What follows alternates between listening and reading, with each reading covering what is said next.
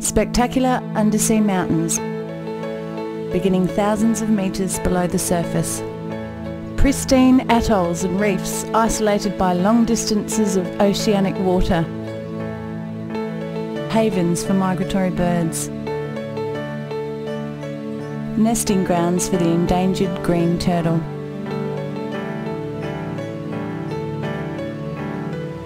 The world-renowned coral sea shark populations.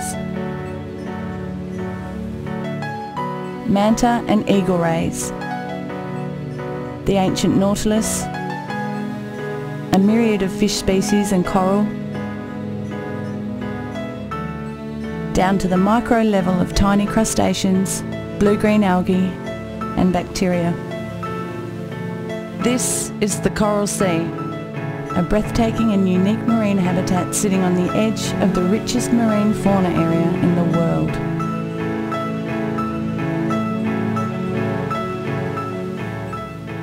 The Coral Sea is aesthetically amazing, and you have assemblages and coral groups out there you don't see on the Great Barrier Reef. There's a lot of marine mammal fauna out there that we do see that we know nothing about at all. On the eastern seaboard of Australia is the last refuge for good communities of tropical sharks.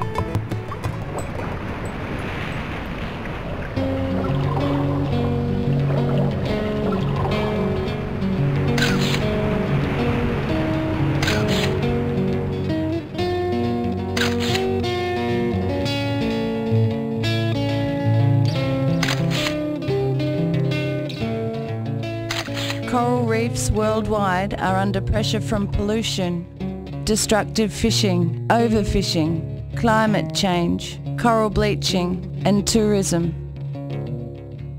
Remoteness has protected the coral sea reefs from many of these direct impacts.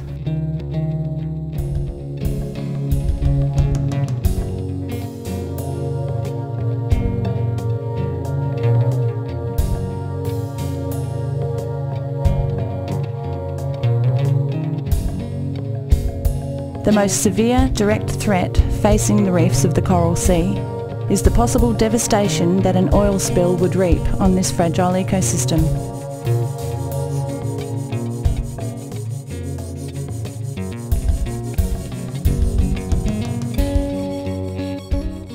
Oil or chemical spills will be disastrous for the marine environment.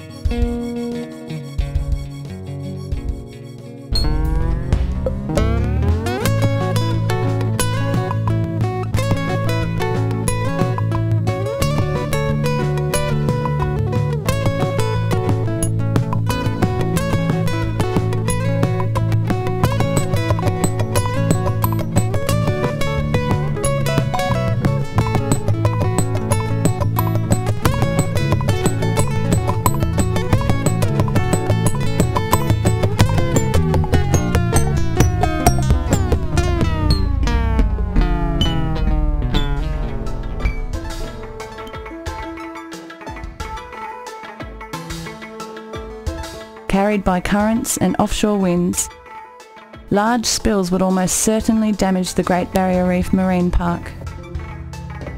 The Eastern Australian Current, the largest ocean current close to the coast of Australia, is generated in the Coral Sea. It flows down the outside of the Great Barrier Reef. In places it will come actually into the lagoon. In addition to that, there's the currents caused by winds from the southeast and east, and that does tend to blow material towards the coast. In the event of an oil spill on a reef, the oil tends to be confined to the surface area. So the area of most concern is the intertidal zone, because that would end up, in the event of an oil spill coming onto the reef, that would actually coat the reef, and one would presume would do a lot of damage to that.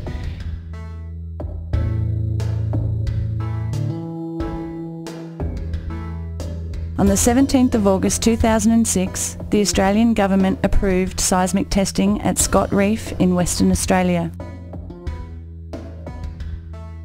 Seismic testing is used during exploration by sending massive sonic shock waves into seabeds to gather information on oil and gas reserves.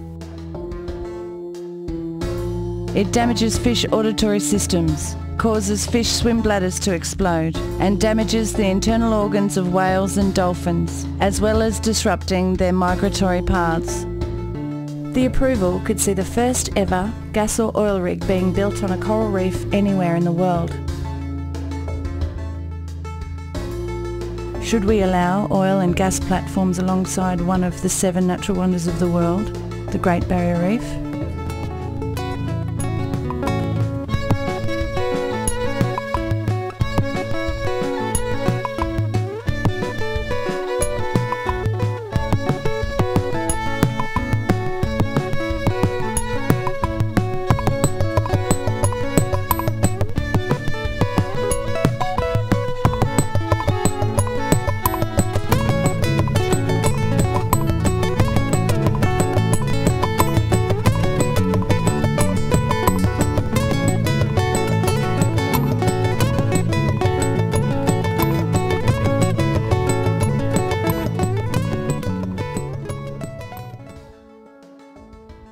The Great Barrier Reef is zoned a marine park. This management system protects it from oil and gas exploitation. By extending the marine park boundary to Australia's exclusive economic zone, the unique and beautiful Coral Sea will have an opportunity to survive the human impacts which are destroying marine habitats worldwide. The Coral Sea reefs are the best of the best of coral reefs anywhere in the world, and to put them at any risk through any destructive use like oil industry, it's just a travesty. It just shouldn't be allowed to happen. The Coral Sea is now in danger. It's only a matter of time before we see oil and gas platforms on the edge of our Great Barrier Reef Marine Park.